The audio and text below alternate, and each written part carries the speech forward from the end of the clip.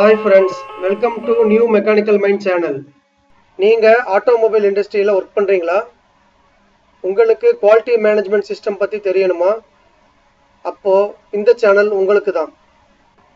இந்த சேனல்ல quality management systems documents ஆன SPC, control plan, FMEA, PPAP, APQP அதை பத்தி பிரசன்டேஷன் எல்லாத்தையும் வீடியோவா அப்லோட் பண்ண போறோம்.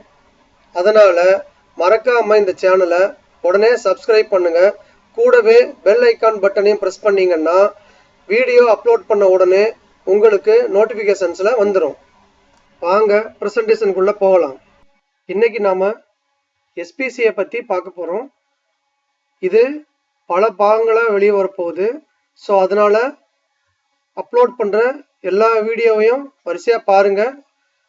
அப்போதான் உங்களுக்கு SPCயை பத்தி ஃபுல்லா தெரிய வரும்.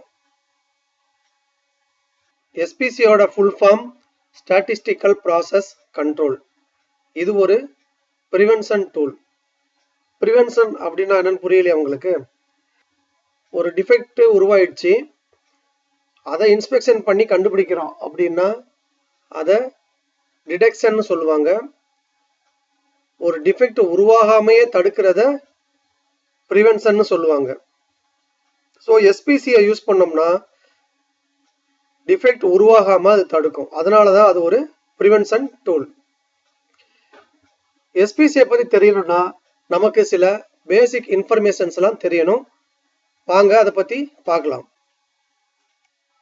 PDCA, plan do check act. Plan, what to do, how to do. என்ன பண்ணணுங்கிறத பிளான் பண்ணணும், எப்படி பண்ணணுங்கிறத பிளான் பண்ணணும். Do what was planned. என்ன பிளான் பண்ணமோ அதை எக்ஸிக்யூட் பண்ணணும். Check, did things happen according to plan. நம்ம பிளான் பண்ண மாதிரி வேலையெல்லாம் நடக்குதா, ரிசல்ட்ஸ் எல்லாம் வருதா அப்படிங்கிறத பார்க்கணும். Act, how to improve next time.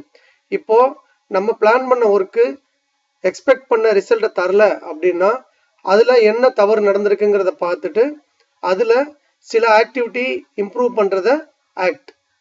இந்த சைக்கிள் ரிப்பீட்டடா வந்துட்டே இருக்கும். இந்த மெத்தடை எல்லா ஆட்டோமோட்டிவ் இண்டஸ்ட்ரியிலையும் மெயினா ஃபாலோ பண்றாங்க. Elements of quality. Elements of quality அப்படின்னா ஒரு ப்ராடக்ட் நல்லா குவாலிட்டியா இருக்கு அப்படிங்கிறத கன்ஃபார்ம் பண்றதுக்கு சில கிரைட்டீரியாலாம் இருக்கு. அதுதான் இங்க கொடுத்துருக்கேன். ஜீரோ டிஃபெக்ட், பார்ட்ல எந்த ஒரு டிஃபெக்டும் இருக்கக்கூடாது. கன்ஃபார்மன்ஸ் டு ஸ்பெசிஃபிகேஷன், அந்த ப்ராடக்ட் டிராயிங் ஸ்பெசிஃபிகேஷன்ஸ்க்கு மீட் ஆகுதா. ஸ்பெசிஃபிகேஷன்ஸ் மீட் ஆகுதான்னா ஒரு டைமென்ஷன் டிராயிங்ல கொடுத்துருக்கோம். ப்ராடக்ட்ல அந்த பேராமீட்டரை செக் பண்ணும்போது ஆக்சுவல் டைமென்ஷன் விதின் ஸ்பெசிஃபிகேஷனுக்குள்ள இருக்குது. ரிலையபிலிட்டி. ரிலையபிலிட்டி அப்படின்னா ஒரு ப்ராடக்ட் அதோட லைஃப் டைம் முழுக்க நல்லா பெர்ஃபார்ம் பண்ணணும். ஃபங்க்ஷனாலிட்டி, ஒவ்வொரு பொருளுக்கும் பிரைமரி ஃபங்க்ஷன் ஒன்று இருக்கும். அந்த பிரைமரி ஃபங்க்ஷன் எப்பவுமே நல்லா ஒர்க் ஆகணும். ப்ரைஸ், காம்படிட்டிவான ப்ரைஸா நம்ம கஸ்டமருக்கு கொடுக்கணும். Delivery, received on promised date. Customer அவருக்கு நம்ம கமிட் பண்ண டேட்ல அந்த ப்ராடக்டை ரிசீவ் பண்ணணும். சர்வீஸ் அண்ட் சப்போர்ட் அப்படின்னா நம்ம சப்ளை பண்ற ப்ராடக்ட் வாரண்டி பீரியட்லயும் நல்லா ஒர்க் பண்ணணும், வாரண்டி பீரியட் தாண்டியும் நல்லா ஒர்க் பண்ணணும். அடுத்து டிஃபெக்ட்ஸ் எப்படியெல்லாம் வருதுங்கிறத பார்க்க போறோம். நார்மலா 6 M's இருக்குன்னு சொல்லுவாங்க. First, man, associated operator error. Operator அவரோட நாலேஜ் இல்லாம தவறு பண்ணலாம், இல்ல அவருக்கு கொடுக்கப்பட்ட ட்ரைனிங் சரியில்லாம இருக்கலாம், அதனால தவறு பண்றது. அடுத்து machine, improper, misadjusted or broken. தவறான மெஷினை யூஸ் பண்றது, செட்டிங் சரியில்லாம இருக்கிற மெஷினை யூஸ் பண்றது. அடுத்து உடஞ்சு போன ஜிக் ஆர் ஃபிக்சரை யூஸ் பண்றது. Material, wrong or defective. தவறான மெட்டீரியலை யூஸ் பண்றது, இல்லைன்னா டிஃபெக்டிவான மெட்டீரியலை யூஸ் பண்றது. Measurement, wrong, bad or misread instrument. இதுலயும் அதே மாதிரி தவறான இன்ஸ்ட்ருமெண்ட் இல்ல சரியில்லாத இன்ஸ்ட்ருமெண்ட் இல்லைன்னா கேலிப்ரேஷன் சரியில்லாத இன்ஸ்ட்ருமெண்ட்டை யூஸ் பண்றது. கேலிப்ரேஷன் சரியில்லாத இன்ஸ்ட்ருமெண்ட் அப்படின்னா அந்த இன்ஸ்ட்ருமெண்ட்ல நிறைய எரர்ஸ் வரும். கேலிப்ரேஷன் எரர்ஸ் அதை பத்தி நம்ம தனியா ஒரு வீடியோல பார்க்கலாம். Method improper, unclear or incomplete. சரியில்லாத மெத்தடை யூஸ் பண்றது இல்ல மெத்தடை முழுசா பண்ணாம இருக்கிறது, இதெல்லாம் தான் மெத்தட் ரிலேட்டட். Mother nature. சில கம்பெனிகளில் என்விரான்மெண்ட் கண்டிஷன் ரொம்ப இம்பார்ட்டன்ட். எக்ஸாம்பிள் சொல்லணும்னா ஸ்பின்னிங் மில்ஸில் அவங்களுக்கு ஹியூமிடிட்டி நல்லா இருந்தால் தான் ஸ்பின்னிங் நல்லா வரும். இப்போ நாம 6Msனால எப்படியெல்லாம் டிஃபெக்ட் வருதுங்கிறத பார்த்துட்டோம். Why do we need process control? Process control நமக்கு எதுக்கு வேணும்? யாருமே எந்த ஒரு பொருளையும் டிஃபெக்டா உற்பத்தி பண்ணணும்னு எதிர்பார்க்க மாட்டாங்க. ஸோ ப்ரிவென்ஷன் தான் எப்பவுமே best. Because detection tolerates waste, prevention avoids it. Detection method டிடெக்ஷன்ல தான் கண்டுபிடிப்போம் அப்படின்னா அந்த ப்ராசஸ்ல நிறைய வேஸ்ட் வரும், அதனால நிறைய கம்பெனிக்கு லாஸ் ஆகும். ஆனா ப்ரிவென்ஷன்னால அந்த டிஃபெக்டே உருவாகாம நம்ம தடுத்துடலாம். ரிலையபிலிட்டி. எல்லாருமே எங்க பணத்தை ஸ்பெண்ட் பண்ணணும்னு நினைப்பாங்க? ப்ரிவென்ஷன்லையும் ப்ரோஆக்டிவ் ஆக்ஷன்லையும் தான் இன்வெஸ்ட் பண்ணணும்னு பார்ப்பாங்க. இன்ஸ்பெக்ட் பண்றதுக்கு, ரீஒர்க் பண்ண பாட்டை ரீஇன்ஸ்பெக்ட் பண்றதுக்கு அதுக்கு செலவு பண்ணோம் அப்படின்னா அது கம்பெனிக்கு லாஸை தான் கொடுக்கும். அதுல கன்சிஸ்டன்சி இருக்காது, நோ கன்சிஸ்டன்சி. ஆனா ப்ரிவென்ஷன்ல ஒரு ப்ராசஸ் கண்ட்ரோல் பண்ணோம் அப்படின்னா அங்க ரிலையபிலிட்டி நல்லா இருக்கும். டிடெக்ஷன் வெஸ் ப்ரிவென்ஷன். டிடெக்ஷன் ப்ராசஸ்ல பார்ட்டை ப்ரொடியூஸ் பண்ணிட்டு இன்ஸ்பெக்ட் பண்றோம், சார்ட்டிங் பண்றோம். சார்ட்டிங்னா செக்ரிகேஷன், ஓகே பார்ட் என்ஜி பார்ட்டை தனித்தனியா பிரிக்கிறது தான் சார்ட்டிங். இன்ஸ்பெக்ட் பண்ணதுக்கு அப்புறம் ஓகே பார்ட் எல்லாம் பேக் பண்ணி டிஸ்பேச் ஆகும். என்ஜி பார்ட் எல்லாம் ஸ்கிராப்புக்கு போகும், இல்லைன்னா ரீஒர்க்குக்கு போகும். இது ஒரு ஓல்டு மெத்தட். இப்போ புது மெத்தட் என்னன்னு பார்த்தீங்கன்னா பார்ட்டை ப்ரொடியூஸ் பண்ணி எஸ்பிசியில கண்ட்ரோல் பண்ணி டிஃபெக்ட் உருவாகாம ப்ரிவென்ட் பண்ணிட்டு எல்லா பார்ட்டையுமே பேக்கிங் பண்ணி ஷிப்மெண்ட்டுக்கு அனுப்புறது. இது நல்ல best method. Why SPC is required? நமக்கு ஏன் எஸ்பிசி தேவை? To evaluate how well a process can produce product that meets specifications. ஒரு ப்ராசஸை எவாலுவேட் பண்றது. எவாலுவேட் அப்படின்னா இந்த ப்ராசஸ்ல இந்த ஸ்பெசிஃபிகேஷன்ஸ் நல்லா ஓடுமா ஓடாதா, இந்த டாலரன்ஸ்குள்ள பார்ட் ப்ரொடியூஸ் பண்ண முடியுமா முடியாதாங்கிறத எவாலுவேட் பண்றது. To produce guidance about how to improve capability, better process centering or reduced variation. SPC என்ன சொல்லணும்னா ப்ராசஸை எப்படி இம்ப்ரூவ் பண்றது, அதோட கேப்பபிலிட்டியை எப்படி இம்ப்ரூவ் பண்றது, ப்ராசஸை சென்டரிங் பண்றது மூலமாவா இல்ல வேரியேஷனை ரெடியூஸ் பண்றது மூலமாவா அப்படிங்கிறத கிளியரா இது சொல்லும். அதெல்லாம் நம்ம பின்னாடி பார்க்க போறோம்.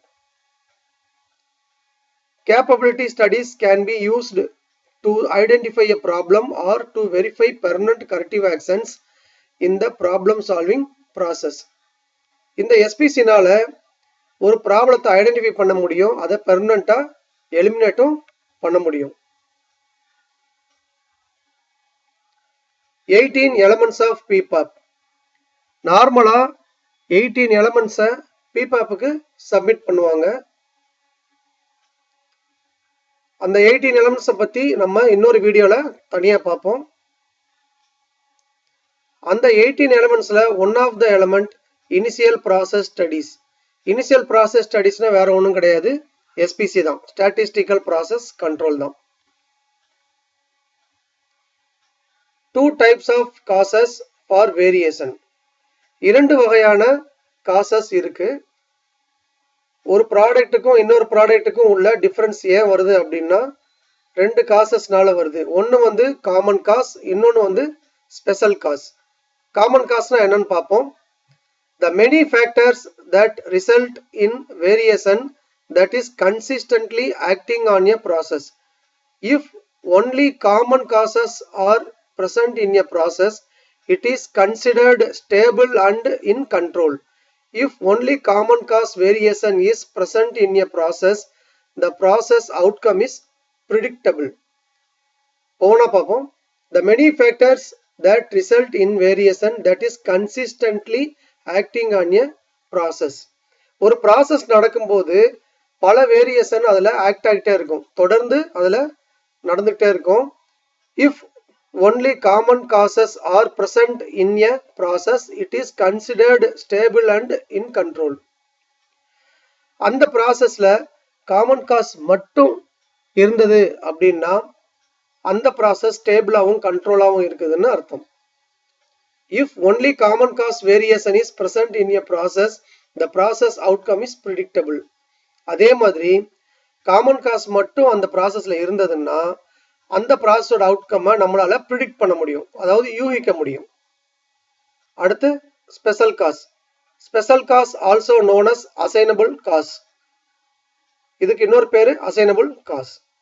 Special causes are factors that result in variation that only affect some of the process output.